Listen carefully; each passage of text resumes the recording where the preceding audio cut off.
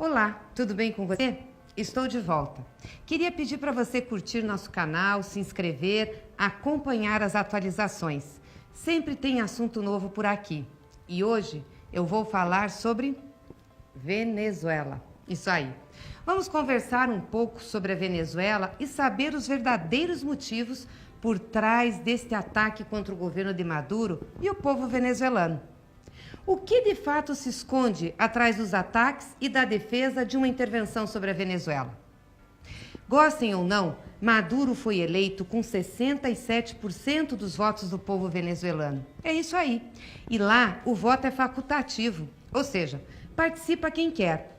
E 3 candidatos da oposição disputaram com Maduro, dentro das regras da Constituição da Venezuela e da sua legislação eleitoral.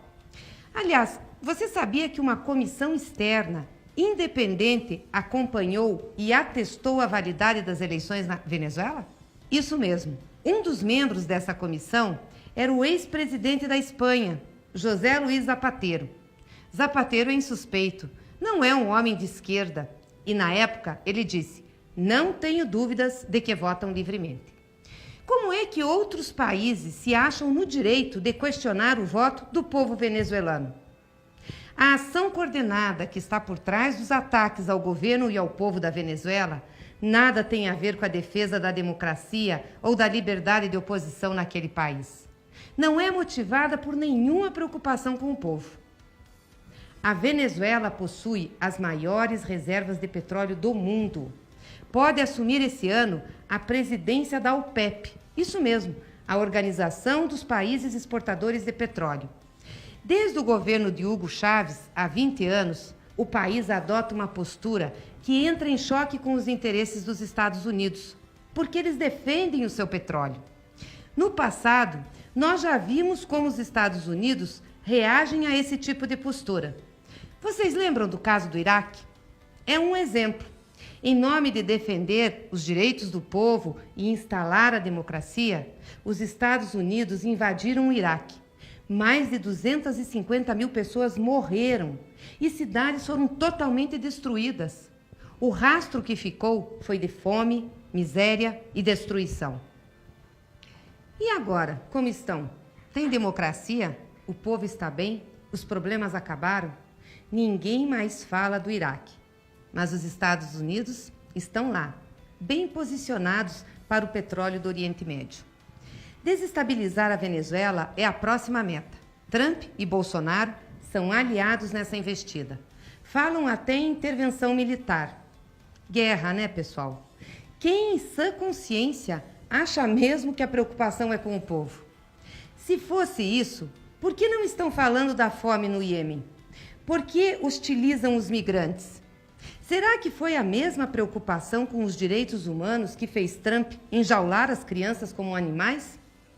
A nossa Constituição, a Constituição brasileira e a tradição diplomática no Brasil se baseia no diálogo, nas soluções pacíficas e na não intervenção. Nossa política internacional é pelo respeito às nações soberanas e à autodeterminação dos povos. Quando George Bush quis envolver o Brasil na guerra do Iraque, o presidente Lula reagiu com altivez e disse para ele: "Nossa guerra é contra a fome". As dificuldades por que passa a Venezuela só foram agravadas pelas sanções e bloqueios impostos pelos Estados Unidos e seus aliados.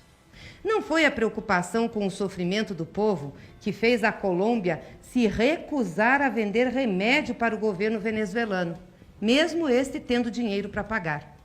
O mesmo acontece com outros produtos, porque a Venezuela é muito dependente das importações. Enquanto os bloqueios e sanções permanecerem, o povo sofrerá e migrará, levando o sofrimento também para as regiões de fronteira, como acontece aqui no Brasil, no estado de Roraima.